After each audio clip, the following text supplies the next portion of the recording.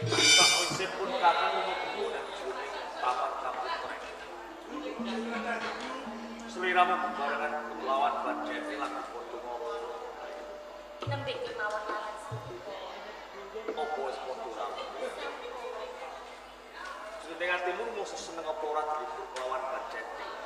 Men saged Kang Mas ayo kedian intinya. Yen sih. Yen panjang sliramu mangsa marang pun kakang uga ngrasakake rasa sementak. Mergo garwa kula karone wis dilipur kelawan Badjati. Rumangsa bagyo rasane apik. Iki tenane ora wegat. Mergo wis suwe banget aku kelawan sliramu akang banget. Aku pengen kok ladeni. Kang Mas. Sedaya kula sampun dados kewajiban. Minangka garwa panjenengan. Ampun sumelang Kang Mas. Menapa ingkang panjenengan kersakake kula badhe tansah. Lah rata sari piye? Menapa kula bakal lelaki. Sliramu kok gelem lelaku lawan kakang. Yes. Rata Mulan Ratam Sari. Yo panjen kaya ngene tak carpake. Saben-saben pun kakang njaluk lelaki lawan sliramu. Sliramu tansah nuruti apa sing dadi karepane kula.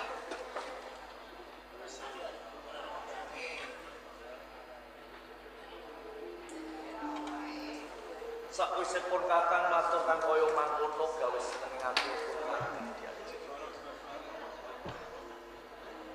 Kang Mas. Rata Mulan Ratam Sari.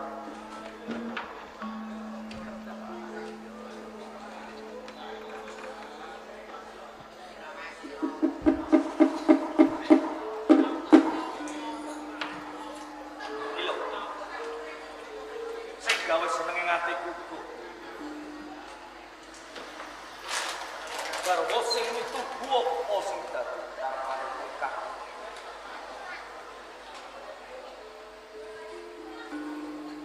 Mergo jujubanku akeh banget. Nganti aku ngiwakake perkara kabupaten Ombrane.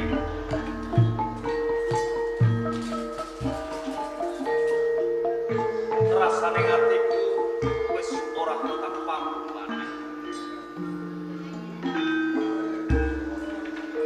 Kang Mas.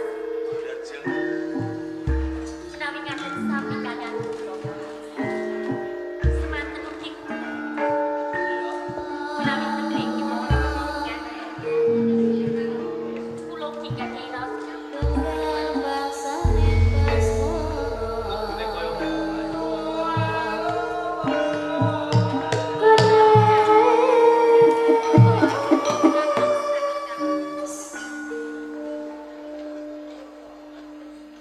ayu ayu neng wae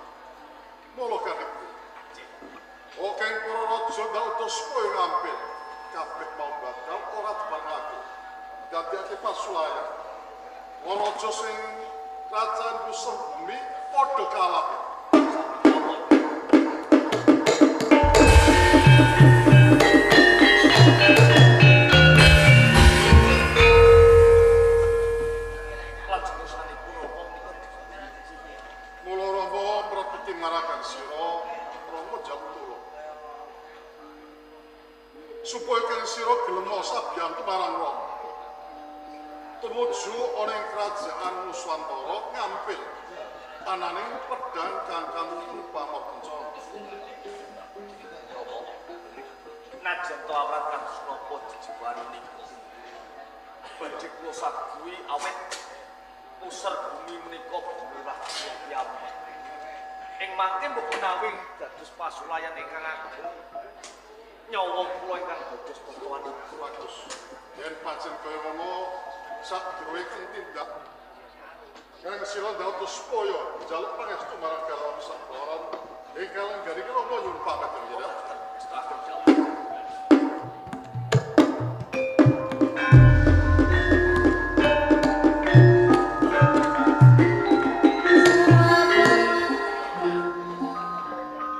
Pondhakan ora bakalan maneh. Mergo sliramu wis ketrungu dawuh Kanjeng Rama yen aku bakal tumuju ana ing kerajaan Swantara. Pilih kang aran dagang kang pamartocana saka Prabu Rangabati.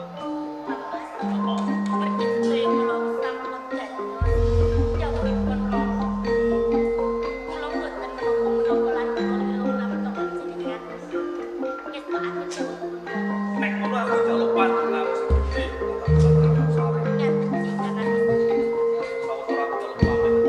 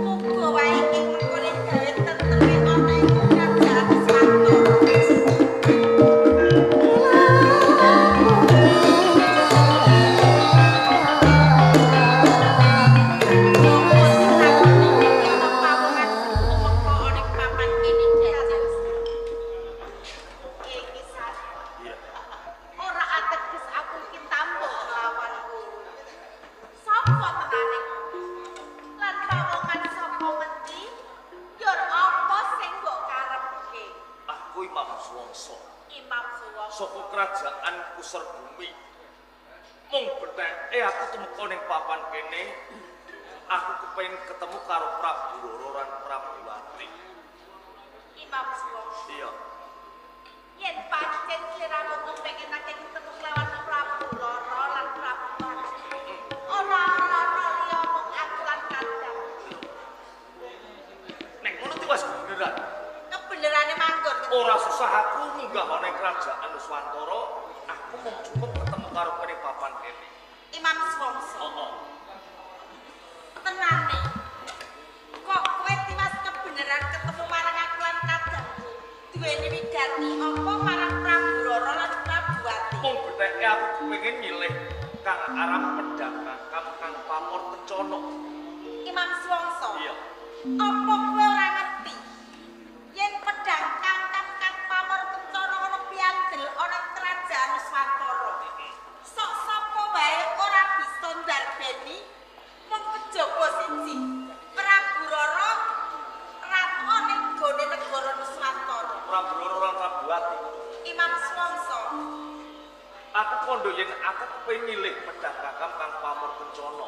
Ing mengkone umpama wis rampung bakal tak balekake meneh karo kowe sakloron. Mula to aja kuwatir. Aku sing le ana dhisik. Heeh. Yen pancen sediamu iki kepengin ngampil anane pedang kangkang kang pamor kencana. Ing mengkone bakal tak apili. Ning kabeh kuwi mau ana syarat lan saranane. Ini ya, Prabu Wati. Yen pancen ana syarat-saranane bloko wae, upama aku bisa mujude tak wujuti, umpama ora gar keliyane wae ora apa-apa. Kaya makono. Heeh. Tenane syarat lan saranane kuwi mau. Yen Imam Suwangsa gelem mundhut garwa marang aku lan Kandangku, ing mengkone bakal tak apili anane pedang kangkang kang pamor kencana.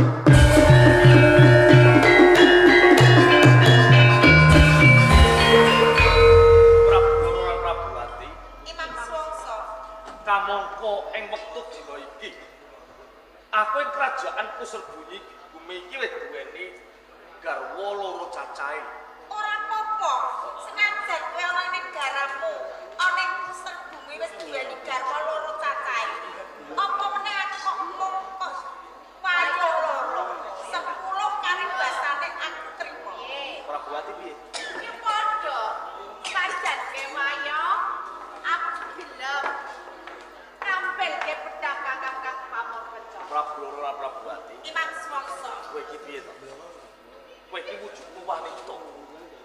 Loro-lorone ati iki yen diwayu. Ora Kowe dadi kok apa. ora nyanyi kaya ngono kupen payu iki piye jane? Kali kowe gelem apa ora ya? Mergo aku ki seneng karo kowe.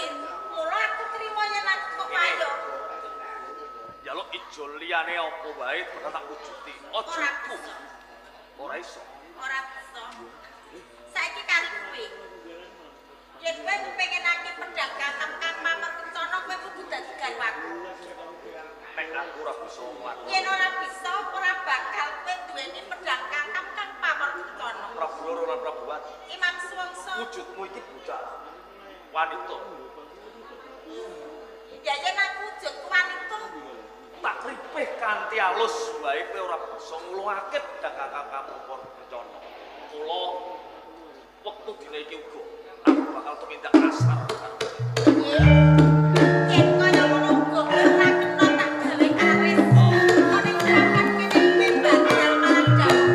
Senajan aku iki wanita, nanging aku iki ratu ana ing negara Nuswantara. Prabu Loro lan Prabu Ati. Imam Swaksa.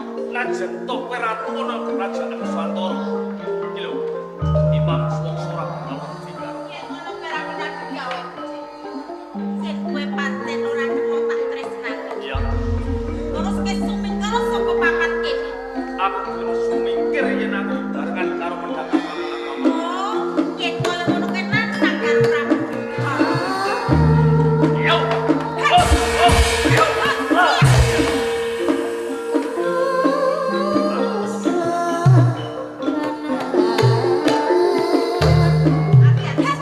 Yo.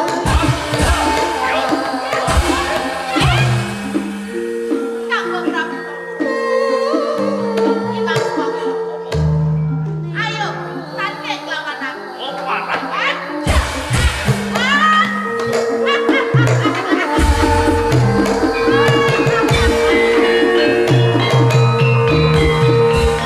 Ojo lucik. Saiki ki ana ing bandan Uculi badan aku yang ora kandhane. bakal tak ucul. Tak uculi sager kowe gelem dadi garwaku. Rungokno ya. Nganti kukuting jagatku aku ora bakal bisa ngadili karo kowe. Oh, kaya mangkono. Ra dadi apa? Diajeng Prabu Ati inggih kula Kang Imam Swaksa omboke pakujaran.